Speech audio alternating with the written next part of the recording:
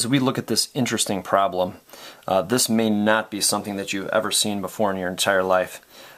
In my previous career, I happened to be a pilot, and so we see these a lot. These are some instrument approach procedures, and this is a side view. So what you can do is you can imagine the plane. It doesn't have to come from here, but you can imagine the plane coming this direction on a side view, and then it would then approach the airport like this, and this is the actual runway that it would approach.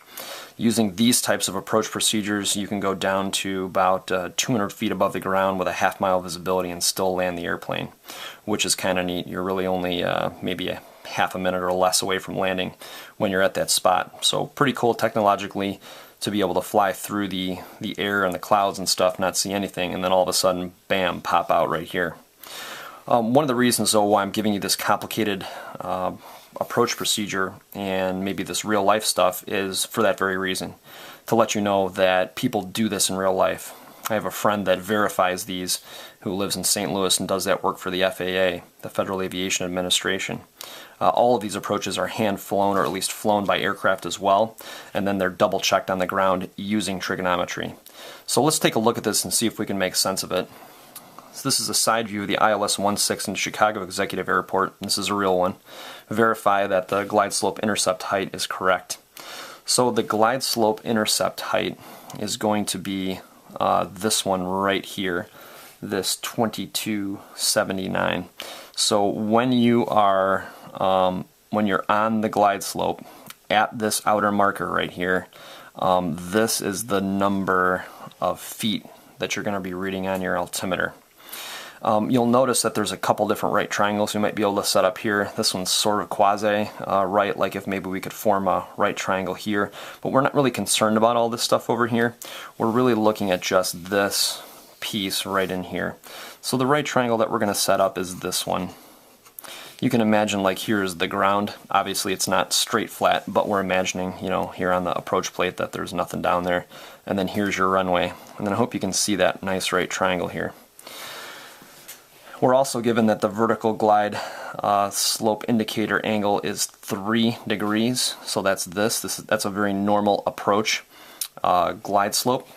And what we can do now is, I'll try to move this up a little bit, hopefully you can see this too, is we want to draw that right triangle. So let's see if we can draw it just a little bit bigger for you guys. And we're going to fill in what we know. So here is your 3 degrees. That's 90. If you wanted to, you could make this 87 if that helps you. That's fine. And this distance from here to here is 4.9 nautical miles. Now, 4.9 nautical miles is about 6,000 feet in every nautical mile. They're a little bit bigger than statute miles. So it's about 29,400 feet. The reason why we want to do that is we want to make sure that our units agree.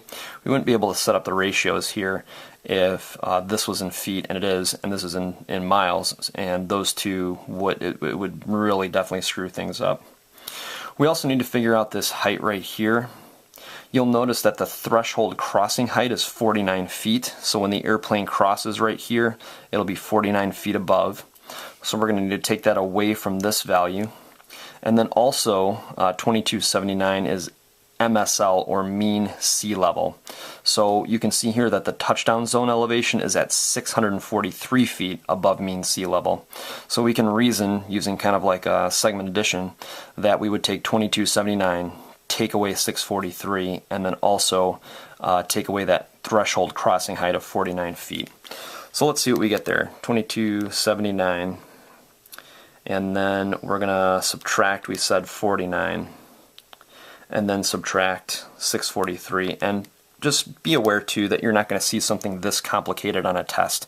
What you will see is a real life situation that you'll be more familiar with without too much other stuff on here. My point was not to confuse you on this, but just to show you how it's used in real life. So we've got 1587 right here. So that's 1587. And that'll go on the side. So now what we can do is verify that these are accurate. Note that you would rarely ever get this distance, which is the actual path or the distance the airplane flew through the air. There's lots of different ways we could verify this. We could ask ourselves, hey, is the tangent of 3 degrees equal to opposite over adjacent? So 29,400. Let's see what happens there.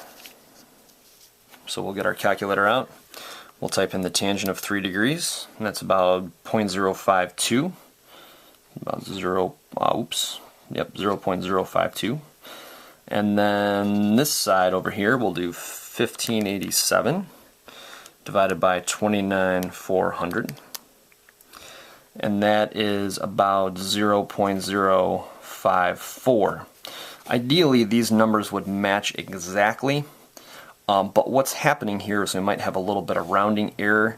The glide path might not be exactly at 3, might be measured a little bit differently. This guy says it's at 3.00, which is a pretty high degree of precision. Also, this says there's a threshold crossing height of 52 feet, while as here it says 49. So there's a little bit of, like, about 3 feet of fudge in between there. And even if we took away another, the difference here is 3 feet, we'd only have 1584 divided by 29,400, which gets us a little bit better, but still rounds to about 0.054.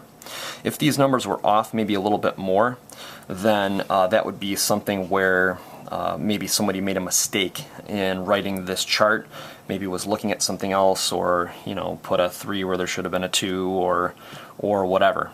And in aviation, those are huge issues, which is why we try to double check everything with trigonometry. So while not perfect, this is pretty darn close.